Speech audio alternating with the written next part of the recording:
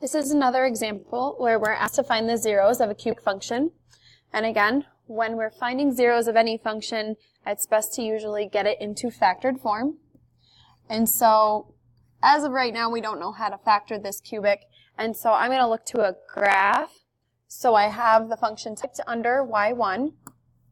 And when we look at the graph, we can see it appears that we're going to have a single 0 at -2 and a double 0 at +3. So to make sure, I'm just going to assume that this does cross through -2, and you could verify that with a table. And you can see that when we plug in -2, we do get 0. You can also verify that when we plug in 3, we also get out 0. So we could just factor it right now, but I'm going to act like we don't know that this is a 0. So if -2 is one of our answers, then I know that x plus 2 is going to be a factor. To then find the other factor, we're going to divide this cubic by the x plus 2. And just to get some extra practice, I'm going to go ahead and use long division to do that. X plus 2 is what we're dividing by, so that's going to go on the outside. X cubed minus 4x squared minus 3x plus 18 will go underneath. From here, we're going to ask ourselves what times x would give us x cubed. And the answer to that is x squared. We're going to multiply each of these terms by x squared, so we will get x cubed plus 2x squared, and subtract. X cubes cancel. Negative 4x squared minus 2x squared is going to give us a negative 6x squared.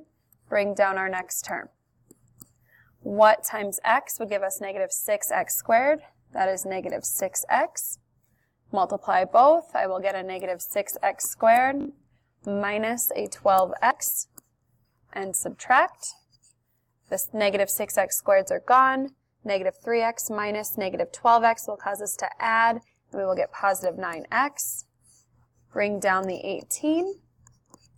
What times x would give us 9x? The answer to that is 9. Multiply it by both, we'll get 9x plus 18. And when we subtract, it should be no surprise that we get a remainder of 0, since we knew for sure that this was a factor, since we knew that the -2 was a 0. So that means that this will factor into x squared minus 6x plus 9. And in this case, since my other two zeros are perfect integers, 3, 0, I can factor this instead of using quadratic formula. And so my first factor is x plus 2, and this is actually perfect squares, so it'll be an x minus 3, x minus 3. So my zeros, like we listed before, are -2, +3, and +3. And I'd like you to list them both just so we can see that we found 1, 2, all 3 zeros for the cubic. Keep in mind, when we have a double root, it touches the x-axis at that point and then bounces off.